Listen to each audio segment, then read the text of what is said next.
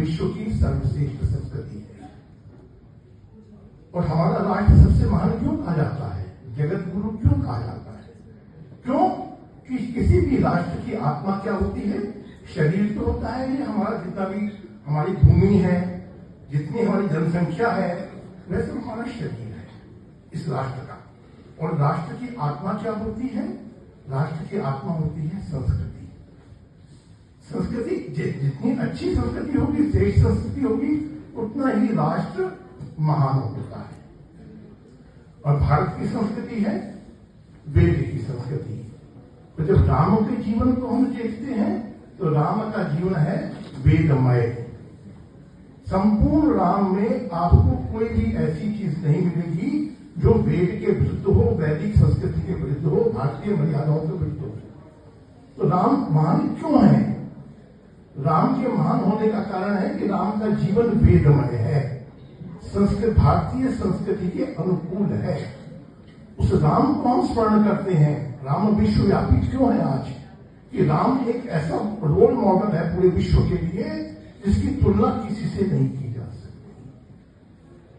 उस राम को हम स्मरण कर रहे हैं, उस राम के चिंतन का प्रचार प्रसार करना है। राम आ रहे हैं, निश्चित राम आ रहे हैं, परंतु राम आने चाहिए हमारे जीवन के अंदर। जिस दिन राम हमारे जीवन के अंदर आ जाएंगे, जिस दिन उस मर्यादा पुरुषोत्तम राम की मर्यादाएं हमारे जीवन के अंदर प्रवेश कर जाएंगी, तो हम निश्चित रूप से कह सकते हैं कि भारत तक उस समय विश्व गुरु निश्चित रूप से कहलाएगा। हमें राष्ट्र को विश्व गुरु बनाना है अपने भारत को।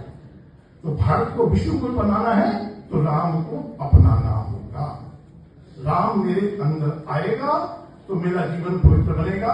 अभी बात हो रही थी महापुरुषों की कि महापुरुषों में क्या विशेषता होती है? वह मन वचन कर्म से एक होते हैं। यदि हम मन वचन कर्म से अपने आप को एकाकार कर सके, जैसा हम बोलते हैं, मन में सोचते हैं, वैसा वाणी से बोले, जैसा वाणी से बोलते हैं वैसा करें, मन वचन कर्म में भिन्नता ना हो, तो जिस दिन हमारे मन वचन और कर्म की भिन्नता मिट जाएगी, हम राम हो जाएंगे। रामो द्विभाषते ना उच्चते।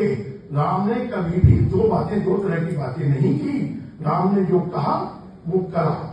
राम का जीवन कभी भी वाणी में, जो राम के कहते हैं, राम के धनुष से निकला हुआ तीर और वाणी से निकली हुई बात कभी भी नष्ट नहीं होती। राम का तीर कभी भी